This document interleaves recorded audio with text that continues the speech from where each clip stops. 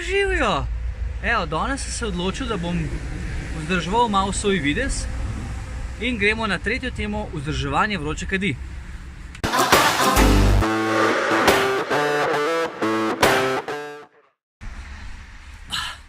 Evo, takole, jaz sem vzdrževan in prva, najbolj pomembna točka pri vzdrževanju vroče kadi je voda vedno ostane notri.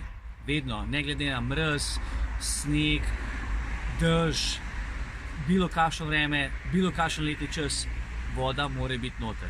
Prva točka. Druga točka. Naredili smo svoj tretma, zapuščamo vročo kad. Zdaj, če imamo vročo kad nekje zunaj, potem je smiselno, da jo pokrijemo ali z lesenim pokrovom ali s PVC pokrovom, tako da zaščitimo pred večjo umazanijo, listje in podobno. In gremo.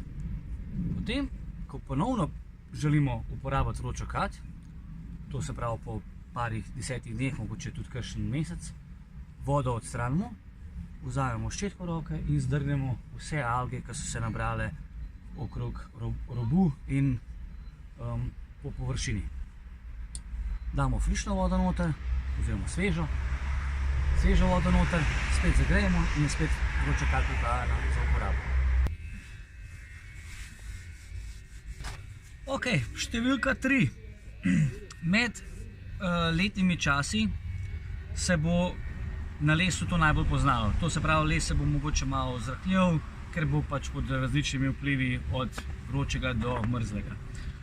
To pomeni, da lahko vroča kad začne na nekaterih mestih puščati. Ni razlog za paniko, ampak v ta namen smo vgradili takele inoksove obroče z navojnimi palicami in ko vroča kad pušča, jih počasi zategujemo, tako da zadeva zatesni in je spet pripravljena uporabo.